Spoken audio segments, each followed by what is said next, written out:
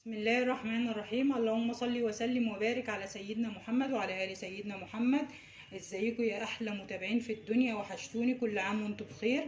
انا طبعا ما عملتش معاكم فيديوهات في رمضان خالص، بس معلش انتوا عارفين اللي بيبقى الضغط قد ايه في رمضان. النهارده جايين مع بعض كل سنه وانتم طيبين في فيديو الكحك. امشي على المقادير اللي هقولها لك، هتعملي احسن كحك دايب ولا هيعفن معاكي ولا اي حاجه. لو قعدتيه حتى 6 شهور مش هيجرى له اي حاجه.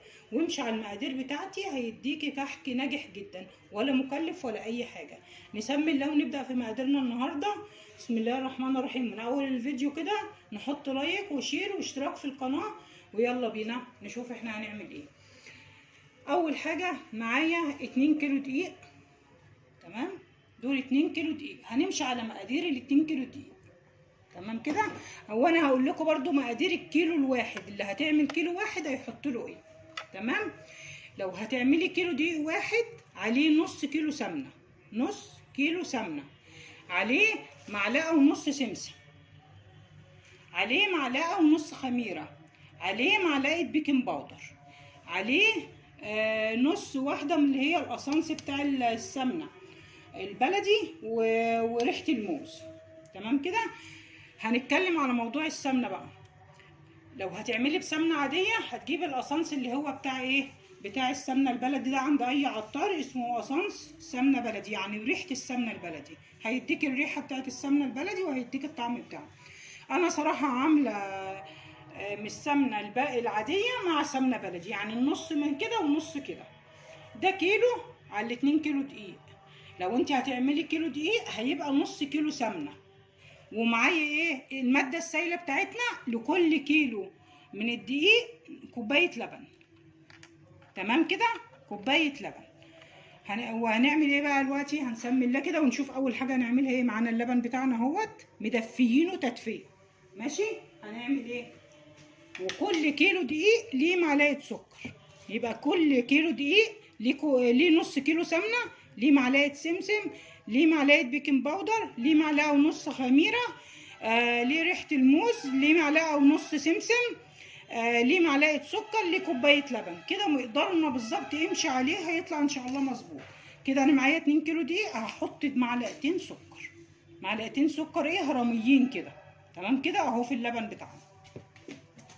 تمام كده. وادي الخميره بتاعتي، انا بجيبها العبوه اللي هي الكبيره دي وبفضيها في برطمانات زي ما انتم شايفين. هنزل ايه لكل واحد اهو، ده معلقه كده 3 عشان هم 2 كيلو، كل واحد معلقه ونص. تمام كده. ايه كده معانا اللبن بتاعنا. هدوب فيه الخميره بتاعتنا والسكر كويس واركنهم على جنب.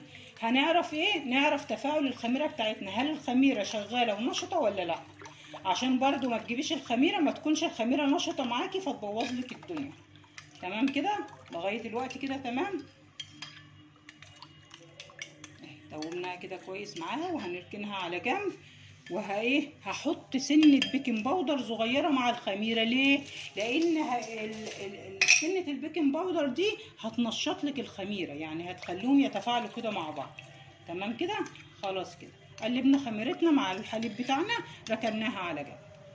وعايزه اقول لكم معلومه وانا فاكره، لان انت ممكن بخطوه تبوظي الدنيا في الكحك بتاعك، تبقي صارفه عليه ومكلفه وتبوظي الدنيا ليه. الماده السائله ما تزوديهاش في الكحك، لان انت لو زودتيها في الكحك هتخلي لك الكحك بتاعك خشن مش ناعم. هتبقي صارفه عليه وحاطه ماده دهنيه كتيره وحطيتي ماده سائله كتير، فهتبوظ لك الكحك. كده البيكنج باودر بتاعنا اهوت لكل كيلو معلقه اهو، عشان دول 2 كيلو. تمام كده. تمام. من البركه بقى بتاعتنا اللي متعودين عليها ايه؟ سنه الملح. لازم تحطي سنه ملح كده، ايه بركه في العجينه بتاعتك. سبحان الله بتفرق، يعني بتفرق تماما يعني.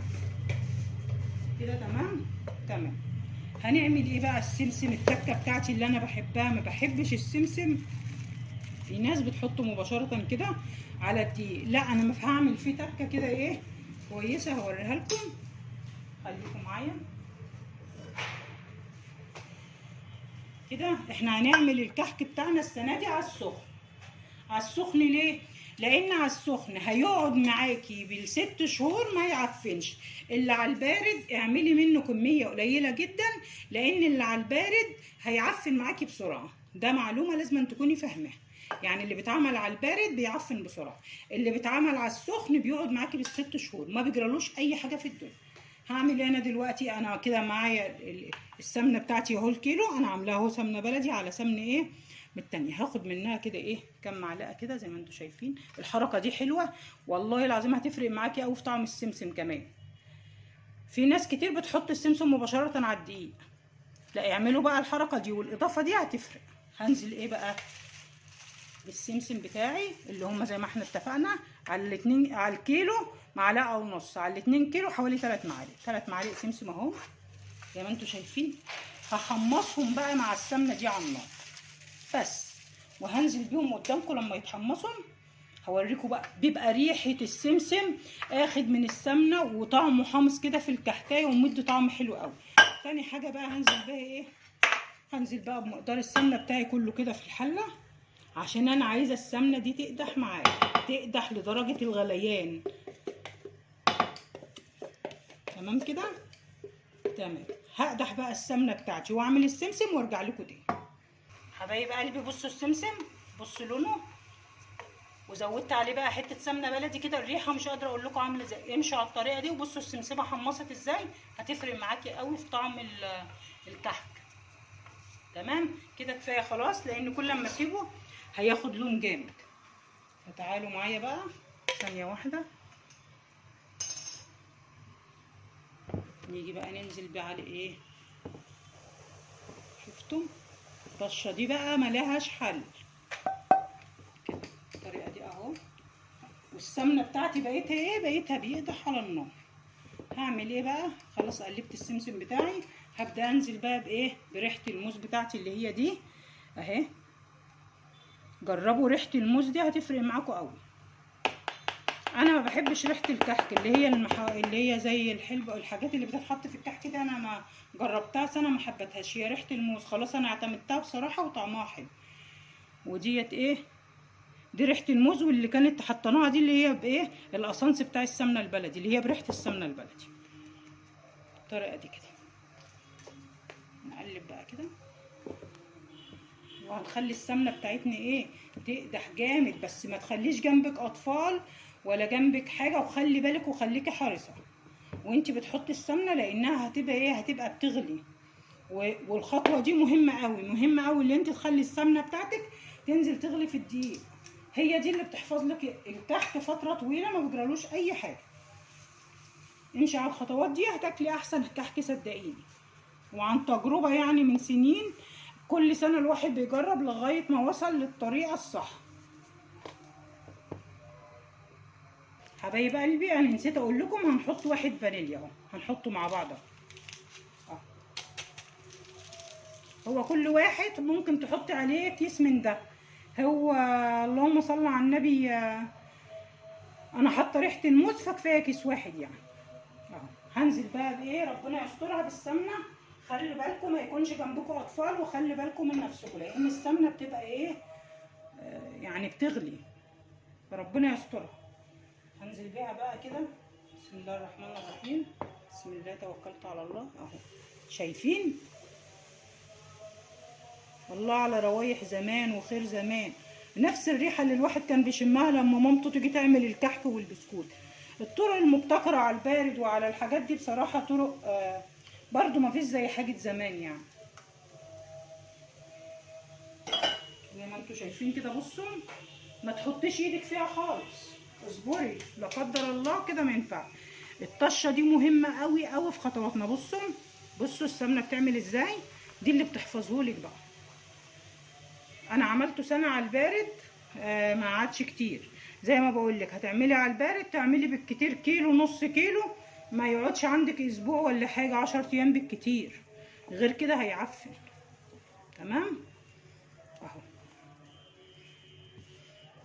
وخلوا بالكم انا مثلا حطيت مقدار السمنه بتاعتي اهو، ممكن يكون الدقيق ده بتاعك بيقبل، فهنشوف برضو ممكن يحتاج معايا سمنه ولا لا، احنا بنشوف مع بعض اهو. لان في دقيق ممكن يقبل ودقيق ما بيقبلش.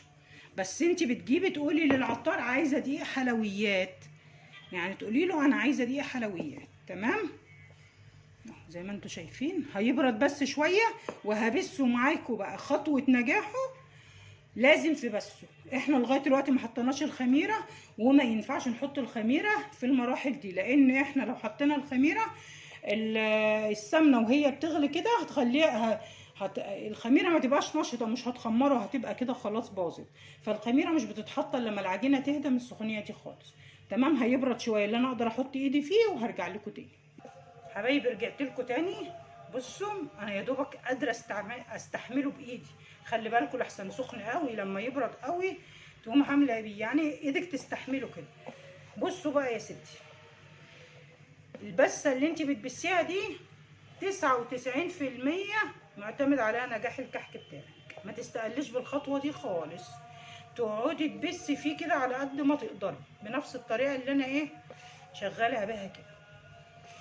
يعني ما تبسيش شويه صغيرين كده وتقومي بادئه في العجن، لا البس ده صدقيني صدقيني مرتبط بنجاح الكحكه بتاعتك. هو ده اللي هيخليهولك ناعم وخشن وكده. تفضلي تبسي فيه كده، تخلي السمنه ما تتغلغل فيه خالص. اهو بصوا بالطريقه دي تفضلي تبسي بقى، وامشوا على المقادير دي وعلى الطريقه دي. صدقوني هيبقى احسن من الكحك اللي بتشتريه من بره كمان. اقول لكم الريحه بتاعته طالعه وانا بعمله كده ازاي. ريحه السمنه محمصه كده في الدقيق مع السمسم مع السمنه، جميله جميله جميله. انا حاطه نص المقدار بلدي ونص عادي، بس السمنه البلدي ريحتها جميله قوي بصراحه فيه. هتعملي كله سمنه عاديه، هتكتري شويه في القصنص اللي هو بتاع اللي هو ريحه السمنه البلدي ده، خليه 2 مثلا عشان يفرق معاكي اكتر. الطريقه دي هتفضلي تبسي بقى شويه كتار. هبس انا مع نفسي شويه وارجع لكم تاني. حبايب قلبي رجعت لكم تاني. بصوا من كتر البس بقى بدات تعمل معايا بصوا تحس ان هي اتعجنت. بصوا انا لسه ما زودتش اي ماده سائله خالص، هي دي السمنه والدقيق اللي احنا حاطينها. بصوا بقت عامله ازاي اهي، شايفين؟ ده لسنه اولى جواز، اللي هم لسه بيتعلموا، والبنات اللي لسه صغيرين، واللي عايز يعمل حاجه لو هتبداي بنص كيلو جربي مفيش فيها مشكله، ويخسر وجربي تاني. بصوا اهو توصلي لكده اهو كده بس معانا حلو. هبدا بقى زي ما احنا عارفين الكحك ما بيتعجنش، يا دوبك كده بصوابعك هتلملميه بس مش هنعجن فيه، لان العجين فيه كتير هيضيع لك كل مجهود السمنه اللي انت حطاها ده. بصوا الخميره بتاعتنا اتنشطت وبقت جميله ازاي. هبدا انزل بقى واحده واحده كده، مش هنزل بكميه السوائل بتاعتي مره واحده، ممكن الدقيق بتاعي ما يقبلهاش. بصوا بلملم كده بايديا، مش هعجن فيه، ما تعجنيش فيه، هو مش عيش كده.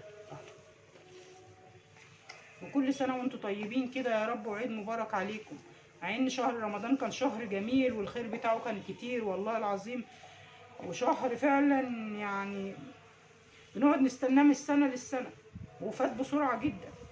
ربنا يجعل الايام اللي جايه برضو خير وعلى الامه الاسلاميه جميعا كده، وعيد سعيد عليكم جميعا يا رب. واللي وصل معايا لغايه هنا يحط لايك وشير واشتراك في القناه. بصوا اهو بلملم اهو بس كده. كل كيلو دقيق ليه كوبايه لبن. عايزه تعجني بميه اعجني، بس نصيحه لوجه الله، الميه بتخليهولك خشن شويه. يعني انت مثلا وانا بعمل كده عايزاه يبقى خشن شويه، هتزودي شويه ميه. بلملم كده بايديا، مش بعجن زي ما يكون عيش، لا بتلملمي بس العجينه بتاعتك كده. هنزل بقى بكل اللي معايا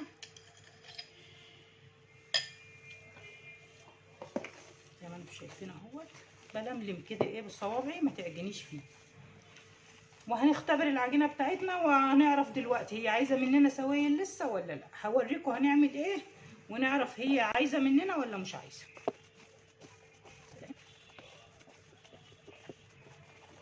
بس عجينتنا كده عشان ما تعمليش فيها قوي عشان ما تشدش معاكي. تمام.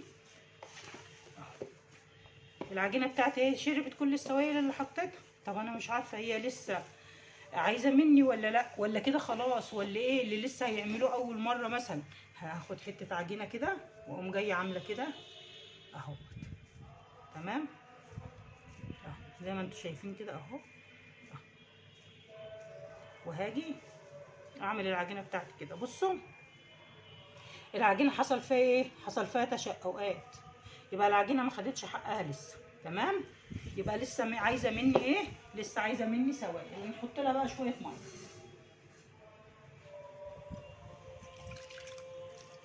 واحده واحده كده اهو.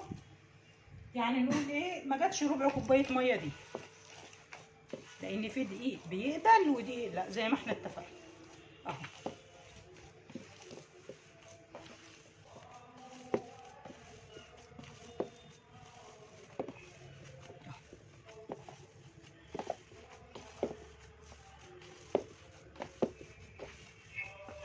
نلمها كده ايه، عجينه طريه وحلوه معاكي كده. انا مش راضيه افصل معاكي في الحته دي، على اساس برضو دي خطوه مهمه، ما تجيش على حاجه صغيره عشان شويه دقايق ونبوظ ايه العجينه بتاعتنا. فانا مش راضيه افصل معاكي عشان اوريكي خطوه بخطوه، اللي بينفع افصل فيه بفصل فيه. شايفين هي بدات تلم معايا اهي، بس برضو هنعمل الاختبار اللي اتفقنا عليه اهو. هناخد الحته العجينه اهي اهي. تمام اهي. بصوا العجينه طريه ازاي وعامله ازاي. بصوا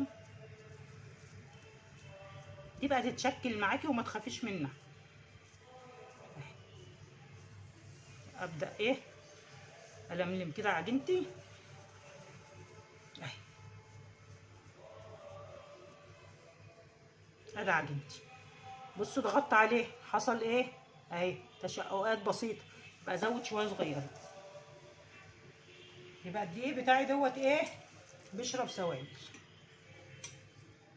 بصوا يعني بصوا المره اللي فاتت مرتين كده، يعني قولي كده ايه معايا ربع كوبايه. هبدا الملمهم برضو بالراحه كده اهو.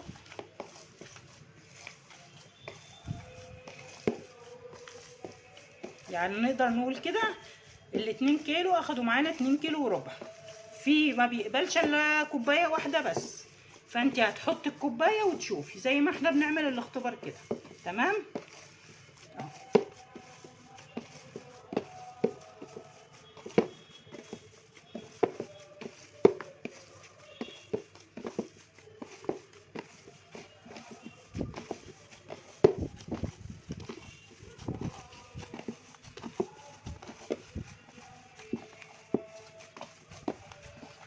بصوابعك كده ماشي.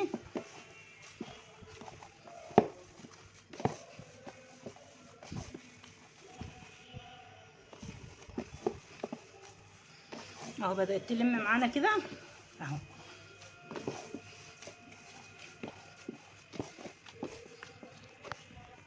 حبايبي بصوا عجينتي لمت ازاي اهي. قولوا كده خدت 2 وربع كوبايه ميه، يعني شربت ربع كوبايه ميه زياده عن اللي هو المفروض المقدار معاكي. فانت هتحطي المقدار اللي انا قلت لك عليه. ان عايزه الشويه دول حطيهم، ما عايزتش خلاص. تمام. هنعمل الاختبار برضو اللي اتفقنا عليه. تمسكي العجينه بتاعتك وتعملي كده عشان تختبريها هل هي لسه عايزه ولا خلاص. بالطريقه دي كده اهي. بصوا اعمليها كده.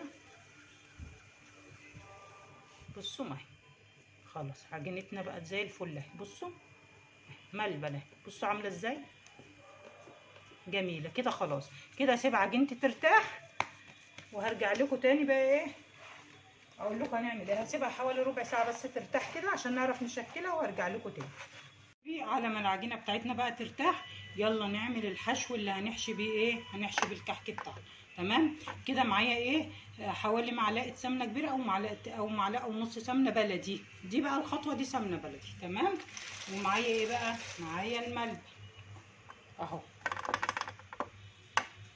بصوا انا هعمل ايه شويه حشو وشويه ساده، على اساس اللي ايه عاوز ياكل منه بشاي ولا حاجه بيحبوا الساده اكتر. فايه هقلب عليها كده ايه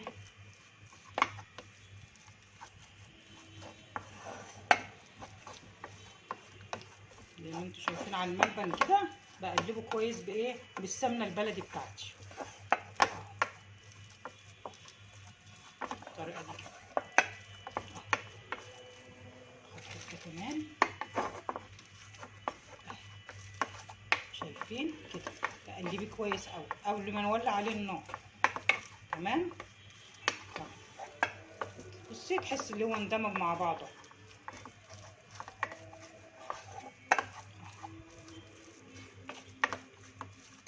كده. تمام تمام. هولع بقى النار بتاعتي ايه، نار بسيطه كده اهو.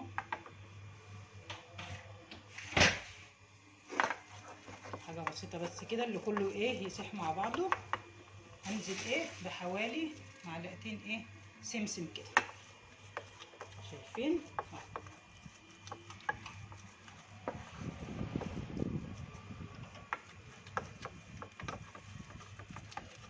نحط معلقه سمسم كمان اهي.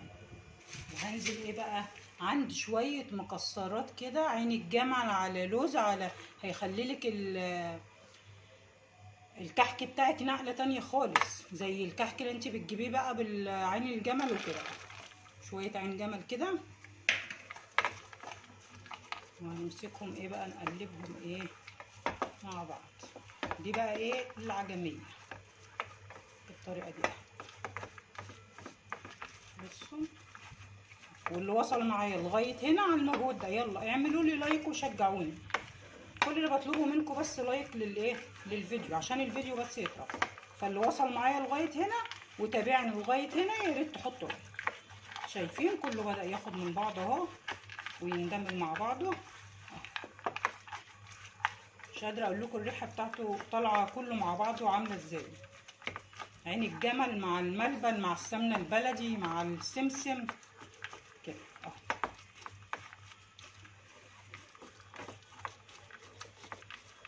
بس اهو. على اساس ايه ما نسيبوش اكتر من كده على النار ينشف مننا، على اساس اعرف اشكلها برضه. هيبرد بس اعرف امسكه واقول لكم هنعمل فيه ايه. كده يا حبايبي ما تسيبوش لما ايه يبرد، لا يا دوبك ايدك كده هي عارفه تمسكه. هبدا بقى ايه اخد كده اهي على قد بقى. شوفي انت حجم الكحكه بتاعتك هتعمليها قد ايه. بصوا الجمال اهو، هينقلك الكحكه بتاعتك نقله تانية خالص. الحشو ده هيخليلك الكحك اللي هو الكيلو ب200 وب200 وي، الحشوه دي هتنقلك الكحكه نقله تانية اهو. ما تكبريش قوي الحشوه، حسب حجم الكحكه بقى انت عايزه الحجميه بتاع الحجم الكحكه بتاعتك قد ايه. شايفين شايفين الجمال اهو. طبعا انت عارفه لما بتجيبي كحك اللي محشي عين الجمل ده من بره بيبقى الكيلو بكام.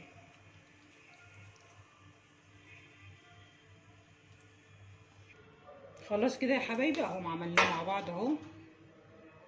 تمام كده. ومعايا العجينه بتاعتي اهي، معايا المناقش بقى. يلا نشوف هننقش ايه.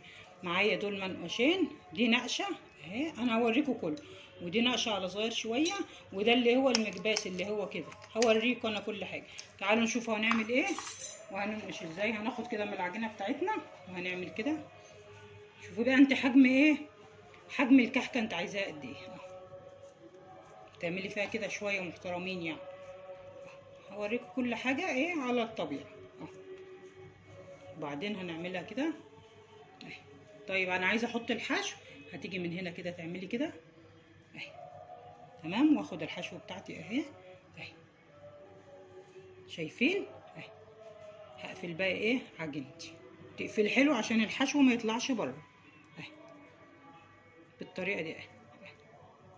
شايفين اهي.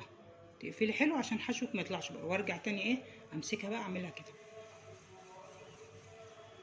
كده كده، واضغط ضغطه ايه بسيطه خالص كده اهي. تعالوا بقى نشوف ايه ننقش ازاي. هذا المنقاش بتاعي اهو، وده الكحكه في ايدي اهي. بصوا لا شقات ولا حاجه. هنعمل ايه بقى، هنيجي ننقش كده اهي. بصوا كده اهو اهو كده عملنا اهو عرض. تعالوا بقى نعمل طول كده كده كده. هعلمك تنقشي ايه كحكه ازاي اهو. شايفين. تعالوا نعمل هنا عرض كده كده كده اهو. تعالوا نعمل هنا اهو. تعالوا ناخد دي كده اهو. ايه رايكم في الجمال ده؟ دي نقشه اهي. تمام تمام. ناخد حته عجينه تاني اهو على قد ايه الكحكه بتاعتي. احط بقى كده، استنوا عشان يبقى ايه قدامكم كل حاجه اهو. والعجينه في ايدي اهي. تعملي فيها كده ايه شويه، يعني ايه على اساس العجينه برضو معموله بالسمنه وكده، فبتبقى الحاجه ممكن تجمد، فانت بتسيحي كل المكونات مع بعض تاني وبتيجي تعملي كده. عايزين نحط الحشو، دي سمسميه معموله هتشيلها كده، هتعملي كده اهو. بتفتحي مكان ايه للحشو اهو. ناخد بقى واحده ايه حشوه نحطها. الحشويه مثلا لقيتها كبيره اهي على الكحكه، عشان ما ايه ما تظهرش من بره، حوشي منها حته كده وهتعمليها لوحده تانية اهو. ونقفل ايه كده. المهم الملبن بتاعك ما يخرجش بره عشان ما يبوظش الدنيا. شايفين قفلت عليه اهو اهو. هتعملي ايه بقى؟ هتيجي تعملي كده. تمام اهي. هعمل كده بس ضغطه صغيره اهي. هعمل ايه؟ اعمل ايه نقشه تانية غير اللي انتوا شفتوها مثلا، يعني هعمل نقشه مثلا كده.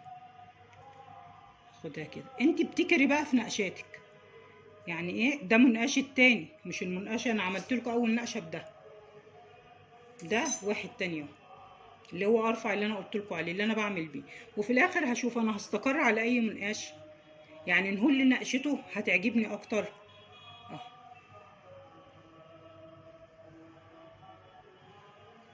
ادي الكحكه ايه النقشه التانيه. دي نقشه مختلفه عن دي. اعمل لكم ايه واحده بده بالمكبس ده. المكبس ده بقى بتعملي ايه؟ بتيجي تمسكي عجينتك برضو، لازم الخطوه دي اهي. الطريقه دي كده اهي. وهنكورها برضو كده. وهنيجي على المكبس بتاعنا اهو. المكبس اهو دي اللي كده هنشدها لتحت كده، يعني بصوا دي بتطلع كده، نخليها كده واحنا بنحط العجينه ونمسكه كده ونحط عجينتنا. طيب انا عايزه احط حشو في عجينتي، هعمل كده بالمكبس اهو. تمام. وهحط ايه الحشو بتاعتي اهي. اشيل منها برضو ايه لان الحشوه جت ايه كبيره شويه الدوريه اللي انا عملتها، فاشيلي منها واقفلي. قفلي حلو على اساس ايه ما يبانش الملبن بتاعك. تمام اهو. وهعمل ايه هضغط بس على ايه عليها كده اهي. شايفين هعمل ايه بقى؟ هعمل ايه هضغط على دي كده اهي. وتعملي ايه بالراحه كده اهي. بس هي بصراحه انا مش هعتمدها لان هو ما بيعجبنيش، بس انا بوريكم فكرته كانت ازاي. يعني انا يعني مش هعتمد النقشه دي، ما بحبهاش. يعني عندي المكباس ده ما بعملش بيه خالص، بس انا بوريكم اللي هو عنده عايز يعمل بيه، بوريكم فكرته ايه. انا النقشه بتاعتي المفضله دي اللي هي النقشه دي. لحظه واحده ابدا لملمها تاني معايا كده.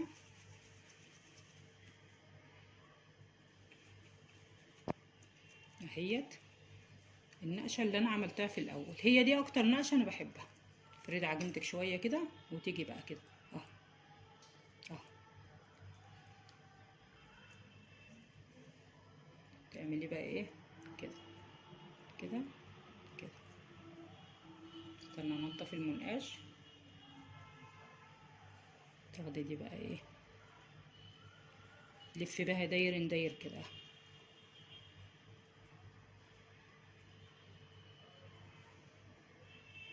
بصوا اهو. هعمل واحده ايه معاكم كمان وهكمل انا عشان الفيديو ما يطولش عليكم وهرجع لكم تاني. طيب انا عايزه اعمله ساده بقى من غير محشيه. خلاص اهي في ايدي اهي. هعمل لكم دي ساده من غير حشو. تمام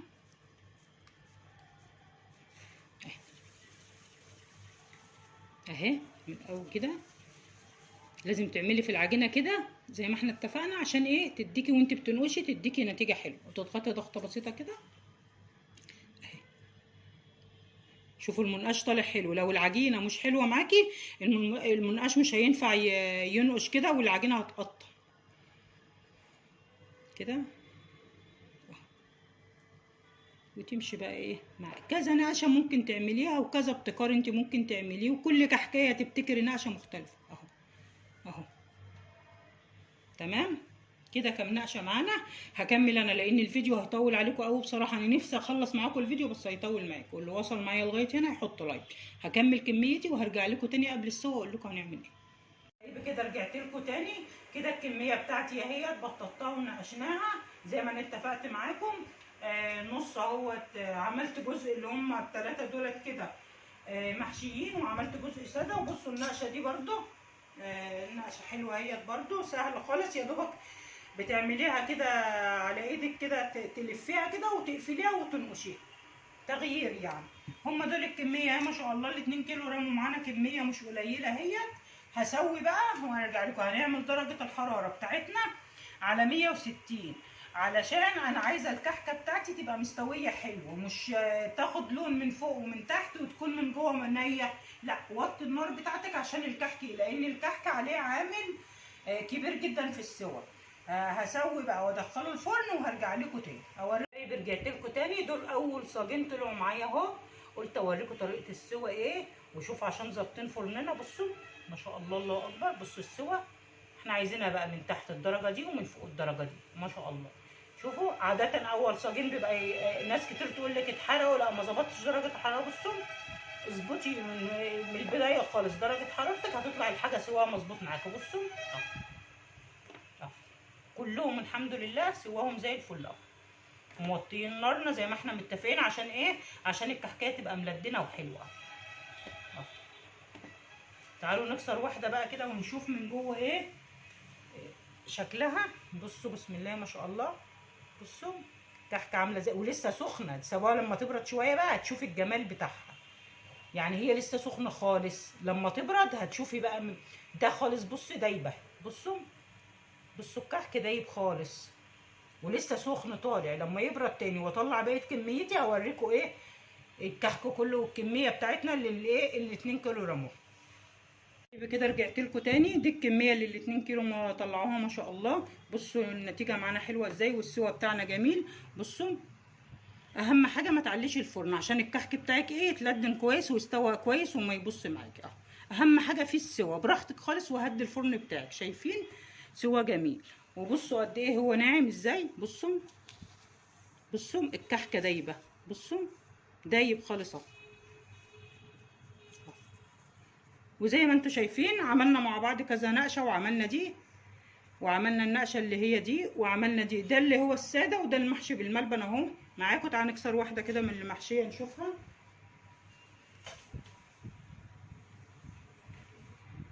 بصوا ما شاء الله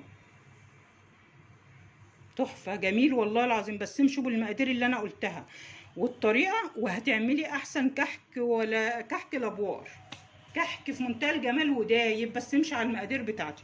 وده اللي هي الساده بتاعتك اهي. بصوا ما شاء الله تحفه.